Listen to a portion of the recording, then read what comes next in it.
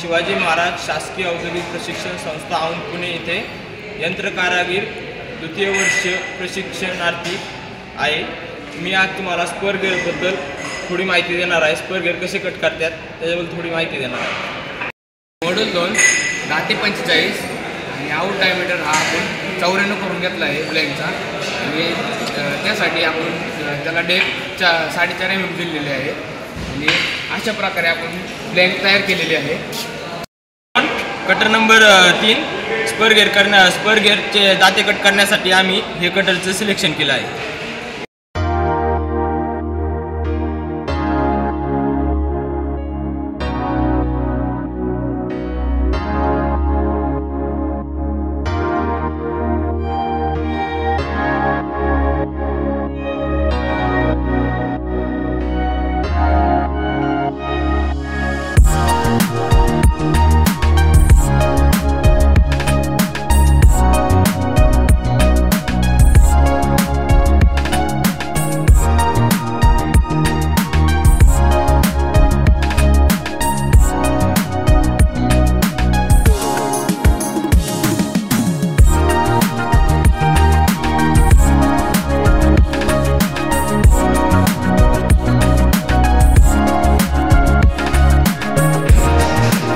हे आपण मॅन्डलमध्ये सेट केलेले आहे आणि मॅन्डल हे टेल स्टॉक आणि डिवायडिंग हेडमध्ये सेट करून घेतले।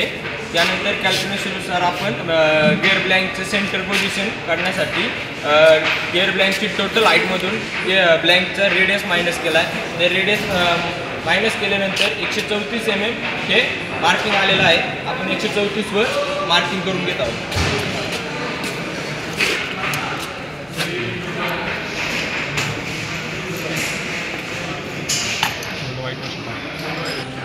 फ्लँकवर आपण सेंटर लाईन मारलेली आहे। ती टॉप पोझिशनला येण्यासाठी आपण क्रँकचे 10 रिव्होल्यूशन घेणार आहोत।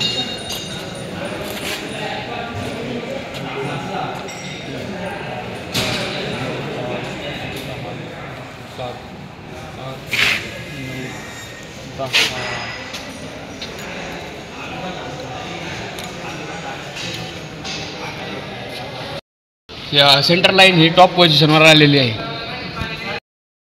गिअर ब्लँक ची सेंटर लाईन आणि कटरची सेंटर लाईन ही ड्रॉ करण्यासाठी आम्ही ते क्रॉस फीड आणि लॉंगिट्युडनल फीड देऊन आम्ही ड्रॉ करून घेणार आहे।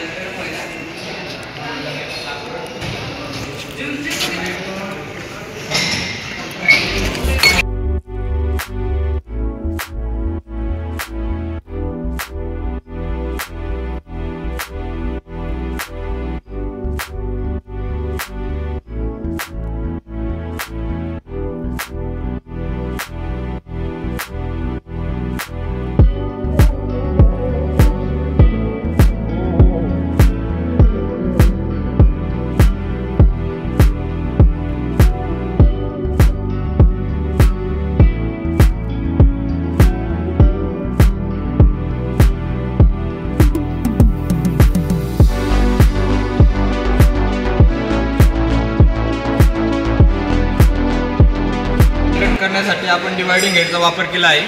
डिवायडिंग हेडनुसार आपण इंडेक्सिंग 40/n हे सूत्र वापरून 18 होलची इंडेक्सिंग प्लेटमधील कॅल्क्युलेशननुसार 16 होल हे आपण सिलेक्ट केलेले आहे। आपण सर्वप्रथम मशीनची मिनिमम स्पीड सेट करणार आहोत।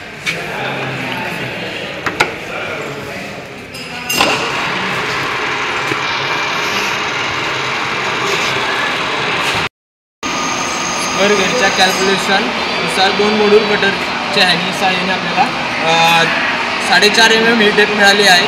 तरी सुरुवातीला आपण 2 mm डेप्थ देऊन दाते कट करण्यास सुरुवात करत आहोत।